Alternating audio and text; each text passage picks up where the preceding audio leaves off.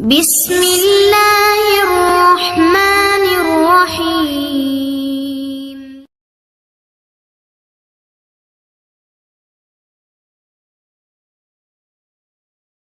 الحمد لله رب العالمين والصلاة والسلام على رسوله الكريم نبينا محمد وعلى آله وأصحابه أجمعين أما بعد.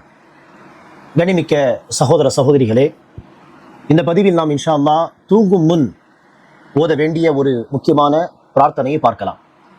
அன்பானவர்களே, தூங்குவதற்கு முன்பாக பெரும்பாலும் மக்கள் ஓதக்கூடிய ஒரு பிரார்த்தனை தான் பிஸ்மிக அல்லாஹும்ம அமூது வ அஹ்யா அல்லது அல்லாஹும்ம பிஸ்மிக அமூது வ அஹ்யா.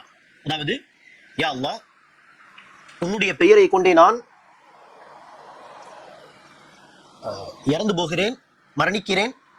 உன்னுடைய பெயரை கொண்டே நான் உயிர் வாழ்கிறேன்.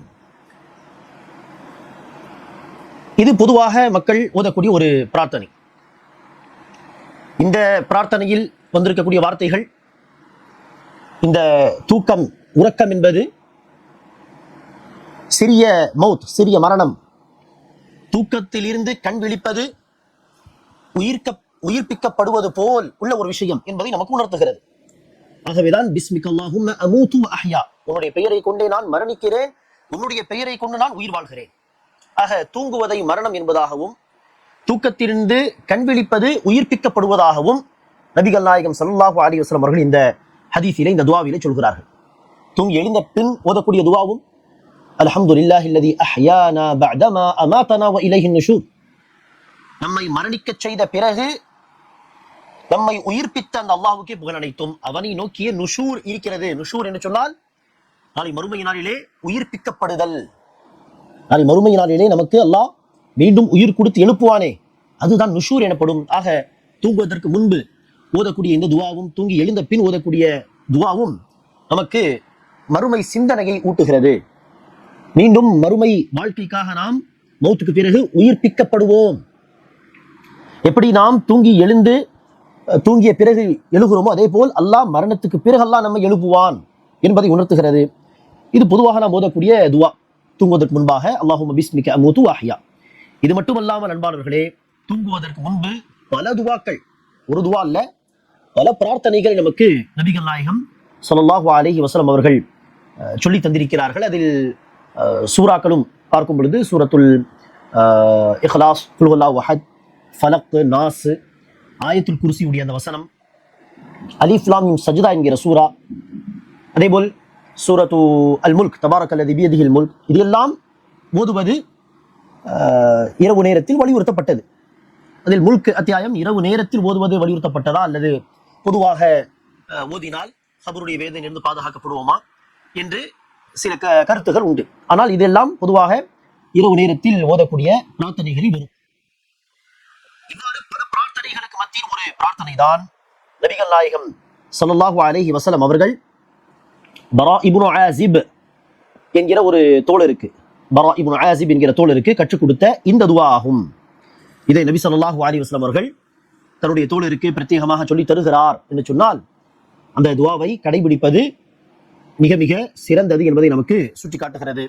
ஆக அந்த பிரார்த்தனையில் நபி ஸல்லல்லாஹு அலைஹி வஸல்லம் அவர்கள் என்ன கேட்கிறார்கள் பாருங்கள். அல்லாஹும்ம அஸ்லம்து வஜ்ஹி இலைக், அல்லாஹும்ம அஸ்லம்து வஜ்ஹி இலைக், யா அல்லாஹ், நான் என்னுடைய முகத்தை உன்னிடம் ஒப்படைத்தேன். இஸ்லாம் என்று சொன்னாலே ஒப்படைத்தல், சரணடைதல். அஸ்லம்து வஜ்ஹி இலைக், என்னுடைய முகத்தை நான் உன்னிடத்தில் ஒப்படைத்து விட்டேன். இன்னொரு ஹதீஸில் நபி ஸல்லல்லாஹு அலைஹி வஸல்லம் சொல்வது போல், நாஸியதி பியதிக், என்னுடைய நெற்றி முடி உன்னுடைய கையில் தான் இருக்கிறது. ஆக நெற்றி முடி உன்னுடைய கையில் இருக்கிறது என்பது உடலின் ஒரு பகுதி இல்லையா? அதே போல முகம் என்பது உடலின் ஒரு பகுதி. ஆக முகத்தை அல்லாஹ்விடத்தில் ஒப்படைத்தேன், அதாவது நான் தன்னை முழுமையாக அல்லாஹ்விடத்தில் ஒப்படைத்து விட்டேன். என்னுடைய நெற்றி முடி உன்னுடைய கையில் இருக்கிறது, முழுமையாக என்னுடைய அதிகாரம் உன்னுடைய கையில் தான் இருக்கிறது என்று பொருள். ஆக நான் உன்னிடத்தில் தன்னை ஒப்படைத்து விட்டேன்.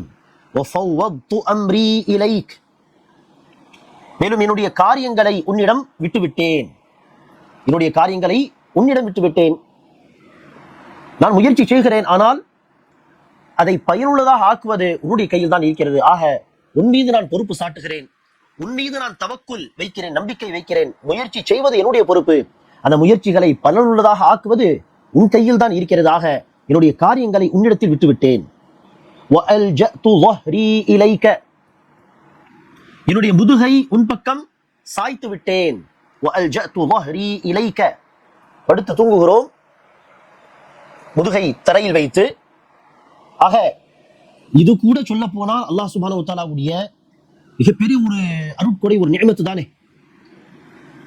நேராக படுக்க கூட முடியாமல் சில பேர் நோய்வாய்ப்பட்டு ஏதாவது ஒரு பிரச்சனையில் இருக்கலாம், அல்லது பயணம் என்று போனால் நம்மில் ஒவ்வொருவருக்கும் அந்த அனுபவம் இருக்கும். குறிப்பாக இரவு நேரத்தில் பயணம் என்று போய் உட்கார்வதற்கு உறங்குவதற்கு இடம் கிடைக்காமல் போனால் பஸ்ஸிலோ அல்லது ட்ரெயினிலோ சரியான தூக்கம் இருக்குமானால் முதுகை தரையில் வைத்து படுக்க முடியாத ஒரு நிலை. ஆக அந்த நேரத்தில் நமக்கு தெரியும் அருமை.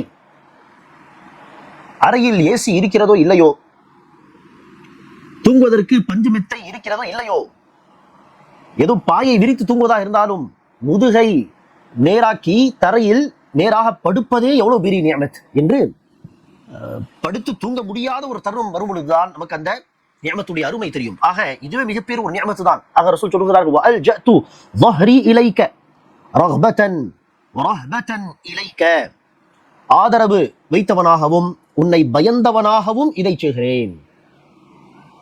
தூங்கும் பொழுது கூட ஒரு மூமீனாக தான், ஒரு முஸ்லிமாக தன்னை அல்லாஹ்விடம் ஒப்படைத்த ஒரு முஸ்லிமாக தான் இருக்கிறார். தூங்கி எழுந்த பிறகு கூட உடனடியாக அடுத்த நொடிய ஒரு முஸ்லிமாக, ஒரு மூமீனாக தான் கண்விழிக்கிறார். இதன் ஒரு முஸ்லிமுடைய அடையாளம், இதான் ஒரு முஸ்லிமுக்கு அழகு. ஆக நபி ஸல்லல்லாஹு அலைஹி வஸல்லம் பாருங்கள், தூங்க போகிறார்கள், அந்த நேரத்தில் கூட அல்லாஹ்வை மறக்காமல் அல்லாஹ் மீது ஆதரவு வைத்து அல்லாஹ் நிம்மதியான தூக்கத்தை தருவான் என்கிற ஆதரவு, அல்லாஹ் தூக்கத்தில் ஏற்படக்கூடிய முசீபத்துகள் அல்லது பிரச்சனைகளை விட்டு பாதுகாப்பான் என்கிற ஒரு ஆதரவு, கண் விழித்தால் ஈமான் ஆஃபியத்தோடு அல்லாஹ் எனக்கு மீண்டும் அந்த வாழ்க்கையை கொடுப்பான், நான் கண் விழிப்பேன் என்கிற ஒரு ஆதரவு.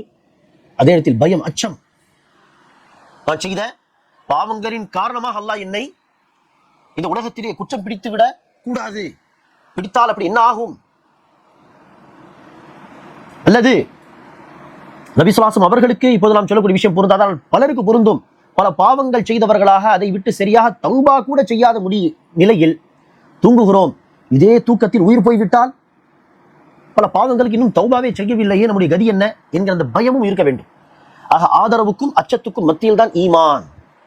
அல்லாஹ் மன்னிப்பான், அல்லாஹ் வழங்குவான், கூலி வழங்குவான் என்கிற ஆதரவும் இருக்க வேண்டும். அதே நேரத்தில் அல்லாஹ் தண்டிக்கக்கூடியவன், அல்லாஹ் தண்டித்தால் என்னுடைய கதி என்ன ஆகும் என்கிற அந்த பயமும் இருக்க வேண்டும். ஆதரவுக்கும் அச்சத்துக்கும் மத்தியில் தான் ஈமான். ரஹ்பதன் வரஹ்பதன் இலைக்க லா மல்ஜஅ வலா மன்ஜஅ மின்க இல்லா இலைக்க.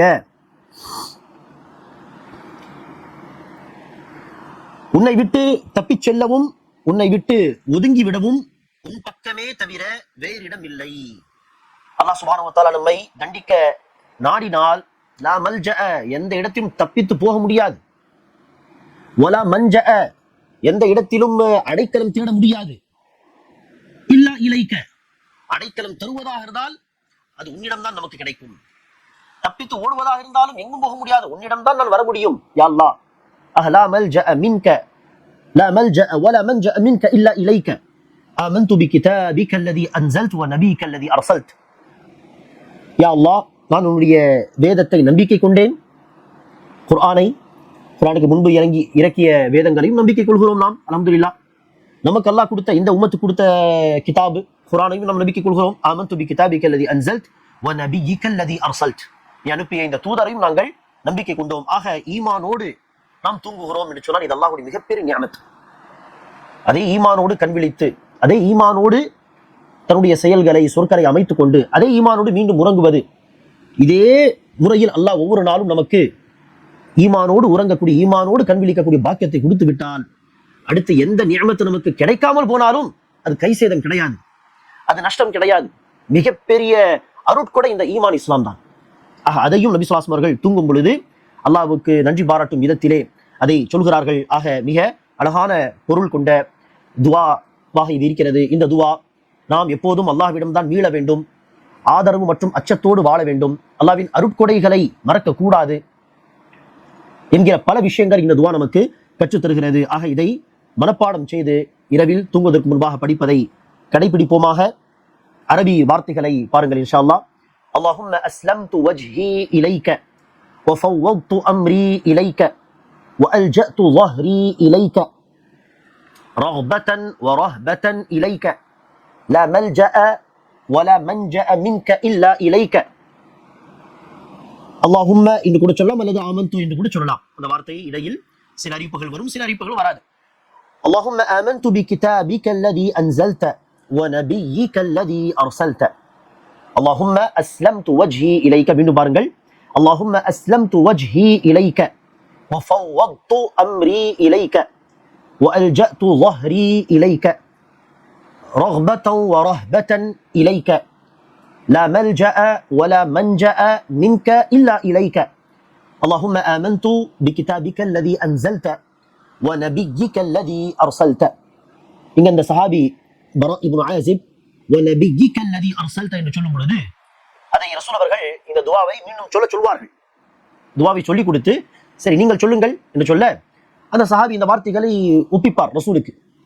அவர் சொல்லும் பொழுது அந்த கடைசி வார்த்தை وَنَبِيِّكَ الَّذِي أَرْسَلْتَ என்று சொல்வதற்கு பதிலாக وَرَسُولِكَ الَّذِي أَرْسَلْتَ என்று சொல்ல ரசூல் சொல்வார்கள், நான் நபி என்று தானே சொன்னேன். ஆக இவ்வாறு ரசூல் அவர்கள் சொன்னதை வைத்து நாம் துஆக்களில் வார்த்தைகளை மாற்றக்கூடாது. ஆம், சில அறிஞர்கள் ஒருமை பன்மை என்று மாற்றிக்கொள்ளலாம். ரப்பி ஜிதினி இல்மா, யா அல்லாஹ் என்னுடைய கல்வியை அதிகப்படுத்து. இதே பலருக்காக கேட்பதா இருந்தால் ரப்பி அல்லது ரப்பனா ஜிதுனா இல்மா என்ற அந்த ஒருமை பன்மையை மாத்திரம் லேசாக மாற்றி பயன்படுத்தலாம். அஊது பில்லா என்று சொல்வதற்கு பதிலாக நஊது பில்லா என்று சொல்வது அனுமதிக்கப்பட்டது என்பதாக சில அறிஞர்கள் சொல்வார்கள். ஆனால் ஒருமை பன்மை அல்லாமல் வேறு வார்த்தைகளை நாம் என்ன செய்யக்கூடாது, மாற்றக்கூடாது. துஆவில் ரசூல் அவர்கள் சொன்ன அந்த அதே வார்த்தை தான் என்ன செய்யணும், பயன்படுத்த வேண்டும். மீண்டும் இறுதியாக ஒரு முறை பாருங்கள். அல்லாஹும்ம அஸ்லம்து வஜ்ஹி இலைக்க வஃபவ்வத்து அம்ரி இலைக்க வஅல்ஜஅது ظهري இலைக்க ரஹ்பத்தன் வரஹ்பத்தன் இலைக்க லா மல்ஜஅ வலா மன்ஜஅ மின்க இல்லா இலைக்க. அல்லாஹும்ம ஆமன்து பிகிதாபிக அல்லதி அன்ஸல்த وَنَبِيِّكَ الَّذِي أَرْسَلْتَ. அல்லாஹ் சுப்ஹானஹு வ தஆலா நமக்கு நபிகள் நாயகம் ஸல்லல்லாஹு அலைஹி வஸல்லம் அவர்கள் கற்றுக் கொடுத்த இந்த துஆவை மனப்பாடம் செய்து இரவில் தூங்குவதற்கு முன்பாக படுக்கைக்கு செல்லும் பொழுது இந்த துஆவை கடைபிடித்து ஓதக்கூடிய பாக்கியத்தை எல்லாம் நமக்கு தருவானாக. இதே போல் ரசூல் அவர்கள் சொல்லிக் கொடுத்த அழகான திக்ருகளையும் துஆக்களையும் மனப்பாடம் செய்து அதை கொண்டு அல்லாஹ்வின் நெருக்கத்தை பெறக்கூடிய, அதை கொண்டு அல்லாஹ்வின் பாதுகாப்பை பெறக்கூடிய நன்மக்களாக அல்லாஹ் நம்மை ஆக்கியருள் புரிவானாக. ஆமீன். அஸ்ஸலாமு அலைக்கும் வரஹ்மத்துல்லாஹி வபரகாத்துஹு.